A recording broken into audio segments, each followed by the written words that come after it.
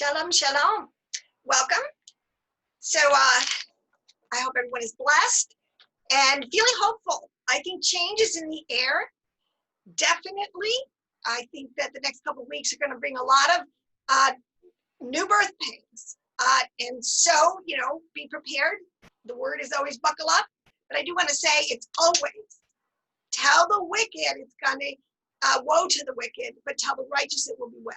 This is going to be a time of great exploits for the people of Elohim. So my exploits are going to kick up a notch, so to speak, very soon.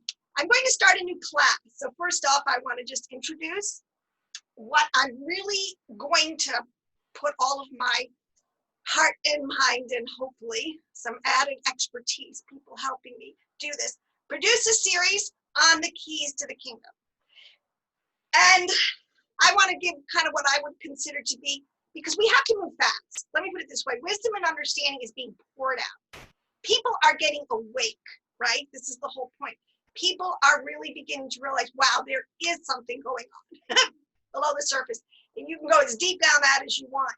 But one of the problems is we have, and understanding the theology of the two houses, is Ephraim moves back into the father's house, technically, which would be this place of complete Hebraic. Remember, Jesus was a Jewish rabbi. You can't escape that, absolutely. His whole paradigm, as we go back to that understanding, and Paul, who, studied under Gamaliel, what a scholar, what a total Torah sage he was, and how it aided him in his revelation of trying to understand, Yashua, what had just happened. So the point is, Yashua spoke very clearly about this concept called the keys to the kingdom. It is actually developed also in the Old Testament, greatly in the tradition that Judah has, and this is what is kept in the sod level of understanding according to PaRDeS, according to the way that the house of Judah, the scholar, the Torah sages, our prophets, our priests, the class, the Levites, have classified information so that they wouldn't lose anything, so to speak, on the journey, what this 4,000-year journey almost now. That does include exile and diaspora. But the point is, this has been kept, and it is now time for Ephraim to get these cheat sheets, because, the Spirit is being put out, which means understanding can come very quickly. This is what's interesting about this time. This is why the Father, in a lot of ways, was very confident and was saying, just wait, because people will be ready. The earth will be ready to receive the knowledge of the Lord, the knowledge of Adonai. All right? And this is really happening, people.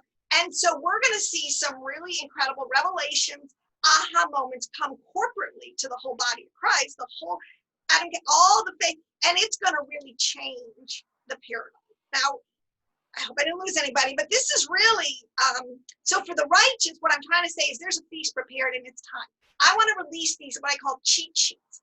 So I'm going to start these classes. I'm going to start with the first 7-week modular, so 7 classes there, and I have been doing this already. So if you are interested in what is called the sod level, which is the highest level of getting Bina and Hopa, getting oil in your lamp, these are all keys, code words. It's really a code that is a cipher. It's a key. It unlocks. Now, what is it unlocking? But let me stay linear. Let me just finish the class. It's going to be recorded on Wednesday morning, starting January 13th, a Wednesday at 10 o'clock. If people want to come into the Zoom room and hear the class, and then there will be discussion afterwards. Because with this type of material, it's very important that people have a chance to ask questions so that you don't get off on a tangent, because the parable where it says that when a seed gets planted, like a new idea, if it's not really well grounded in that soil, the enemy can come and snatch it right away. I mean, this is really true. So I want to make sure that people are tracking, and that if you're receiving it, he who has an ear to hear the same, to receive it and to make sure. So I've done this class, this type of format, with 2 other classes, which if you're interested, are are very, again, advanced and moving already deeply into this using the keys. But then I realized you got to have the keys. That's what Yeshua was. He was teaching his disciples the keys to the kingdom so that they could minister at a level that he was. I mean, this was the point. So let me just say two things quick about it. I mean, you can find the keys to the kingdom. It is in many verses. Matthew 16:19, Luke 11:52. This information is kept in what is known. If you listen to my YouTube and the books for the wise, Second Ezra talks about this. There is a deep Torah understanding. It's called oral Torah, kept by the Torah sages. So in other words, if you want to get to the meat of the word, which you don't have to, you might have a different gift calling. So this is, this is a gift calling. So if you're responding to it, respond. If it's okay, but you have to kind of go to college, so to speak. You have to get the higher level understandings that are kept in some very deep writings.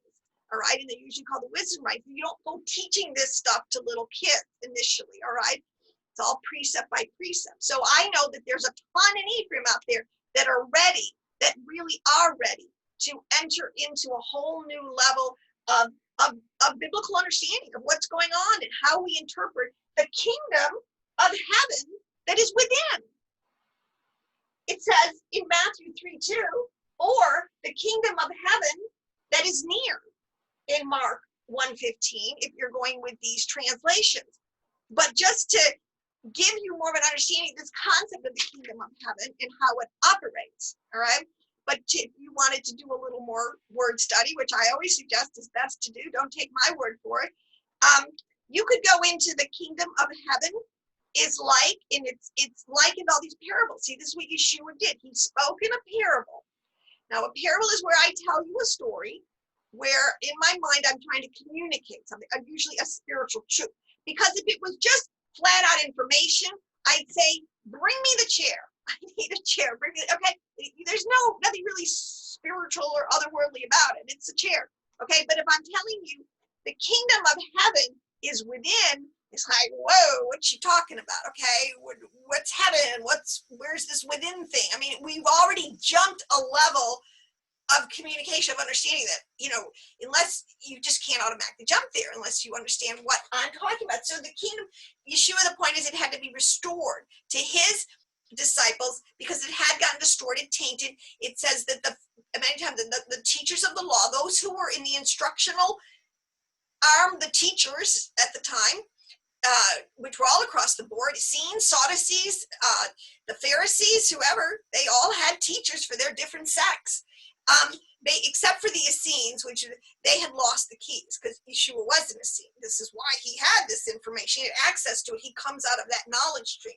So when we understand this stuff, we can put all the people, the players, everything together and make a coherent, accurate. What I want is the accurate truth story, what really went on then, now, and what's going to happen in the future. Okay? But the kingdom of heaven is likened to a landowner, a hidden treasure. It's likened to a mustard seed. It's likened to a king. It's likened to a merchant. And it's likened to, it's near, or it's within.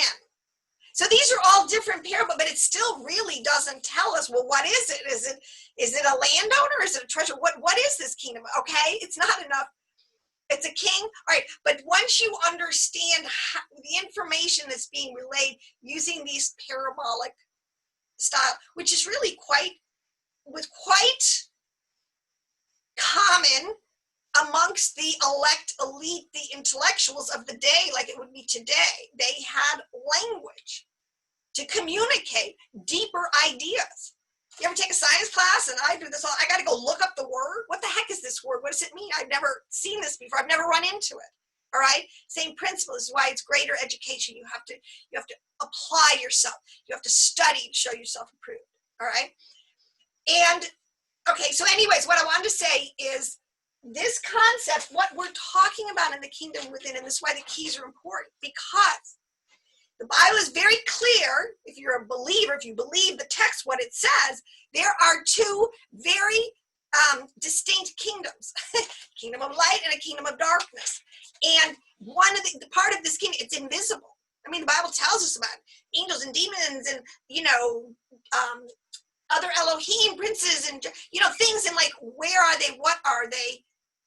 We don't have a reality check for it. We just have now what he is saying. We have keys to understand. So let me just say this again. The kingdom of heaven is then. When you understand what heaven is biblically, now, yes, there is atmospheric things on one level. Remember, words have many levels of meaning. So on one level, because it's space out there, like, woo, space that just seems to go on and on. When it's applied to the human, to the Adamite, to the person, it's called heaven, and it's called our inner man, our invisible nature, our soul, and our spirit. So what is within us is our soul and our spirit. We have all sorts of mechanisms that work to connect us. This is what, when you get into it and understand how deeply, incredibly complex, layered, and just in awe of it, the whole system, not just our physical body, but how our physical body is attached to our psychology, and how our psychology is attached to our spirit, and how our spirit can get, our mind can get connected to God. It's an incredible. And this is something Judah has kept. We don't need to make it up. We just need to go back. And I mean, sure, if you got 10 years to read all the texts and become, that's great. But I think we need a couple of cheat sheets. That's why I'm doing this, to try to help bring us into this level quickly. But what we're really talking about is the spirituality and the psychology of ourselves. See, this is what's inside, and it's very near. I mean, he says, and the Father interacts and places close to my very breath. The intimacy with which my soul and my spirit is connected with my body, and how that is connected with the Father, is what the keys help us do. It helps us navigate into, quote unquote, these invisible worlds. All right? I can't see your thoughts. It's probably a good thing, right? None of us can see, all right? I can't see your emotions. But this is what's interesting. As you come down, most people you can't see the thoughts. And it's sometimes, if people are very good at it, you can't even read their mind. You can't like really tell. That's, you know, what they're thinking. But emotions get a little easier, unless people still want to remain stone-faced. But sometimes, you know, the face, a smile is a real big indicator the person's like upbeat and happy, versus, you know, all downcast and depressed. So it's very easy sometimes to guess the emotions by the body features, and then you get into the body features, and there's no mistaking it that it's my mouth bumping my gums, my hand, you know, that there is definitely movement in my body that is being activated by something going on inside of me, my psychology and my mind. See, this is how our Torah, this is what it's doing. It's trying to explain to us. There is nothing in all of creation that is hidden from Elohim. There's nothing in all creation that he hasn't told us about. All right, that how it works. If it's good or if it's bad, you know, if it's going to be beneficial to us, or if it's, you know, stay away from on every level. So these keys, and this is what's crucial. It's not something out there in space. We're not studying Pleiades. You know, we're not going to study, except when you get into, well, see, this because when you understand the tree of life, because all this information is in the tree of life. This is what is called the systematic theology, which is what is in the Zohar, what is in the Kabbalah, which is all this information, okay? But it's in a lot of other works. See, a lot of this too, this will help you to read all the Apocrypha, the pseudographia, and understand what they're talking about. Okay, Enoch especially. Okay, but back to the point.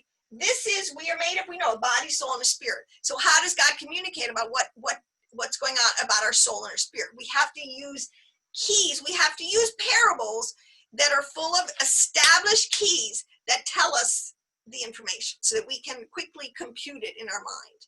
All right. Now, let me give you an example. Well, and I just did, but it probably wouldn't be the kingdom of heaven. How can it be a merchant seed, a treasure, a landowner, a king? What? All right. But each of those has an element. What they have in a parent is a story, is an essence. Okay, a king. I mean, that is a very potent,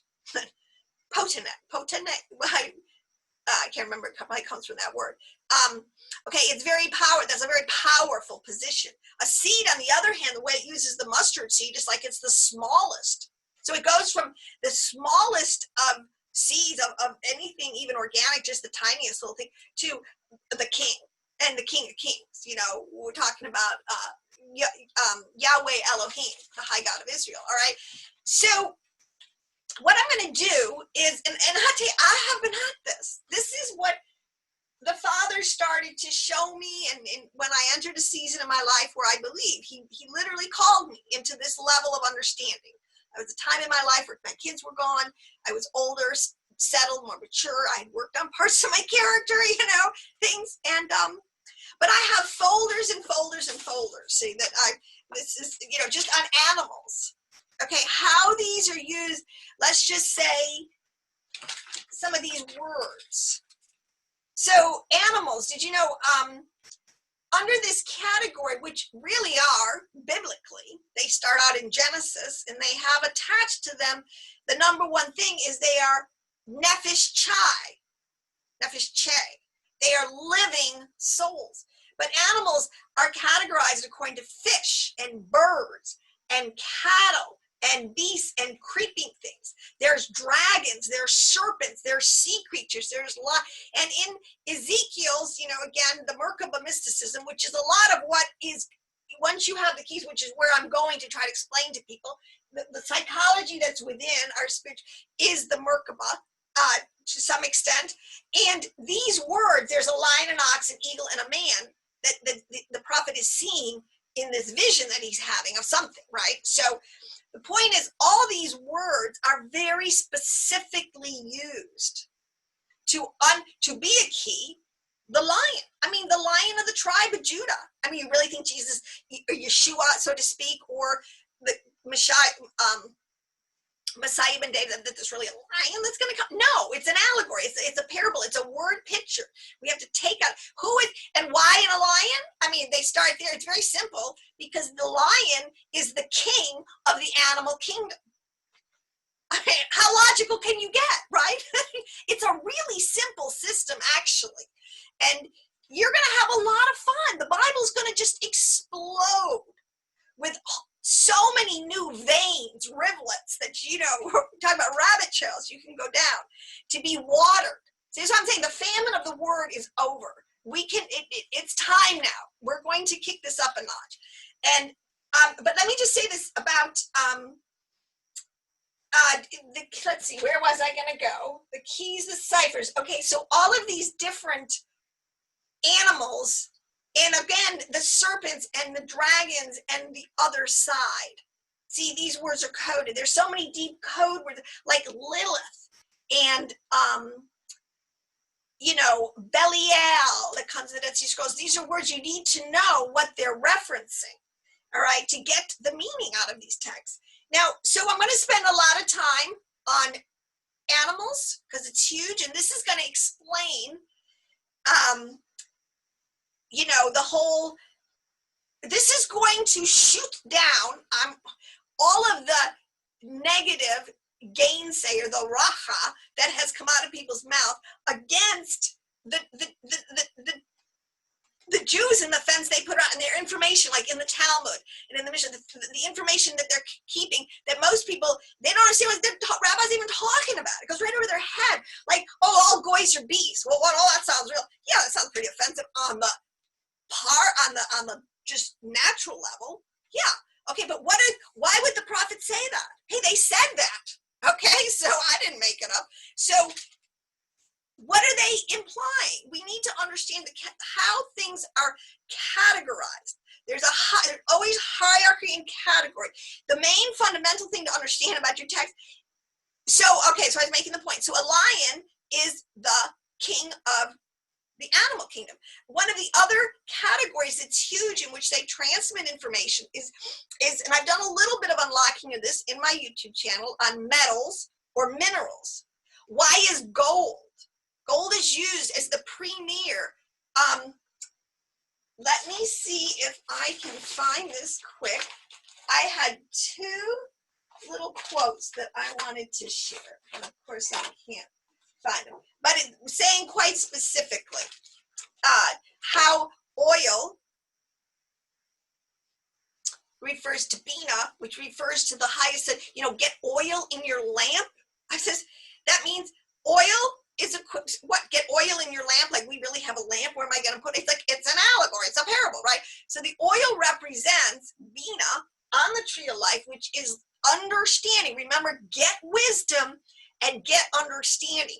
Get the silver and gold. What are some of the most precious minerals on earth? What are people hoarding today? It's like, why are they saying, oh, get gold, buy silver, Nobody's making this up. These are the precious metals. These things have the highest level of value. And so the allegory fits because, look at, in the time of a famine or a bad time, people are going to buy gold as a hedge. Because there's value. There's timeless value. We will come back to that. This is what I mean. Mankind, we've been through nothing. This is the same thing as the word. The word is known as the oil. Get oil. Get the highest, purest level of spiritual understanding, which, and this is what I'm teaching, that you can get. That's how the word is used. You have to have these understandings to really, mine or get. Okay, so, well, let me see, because that was the line.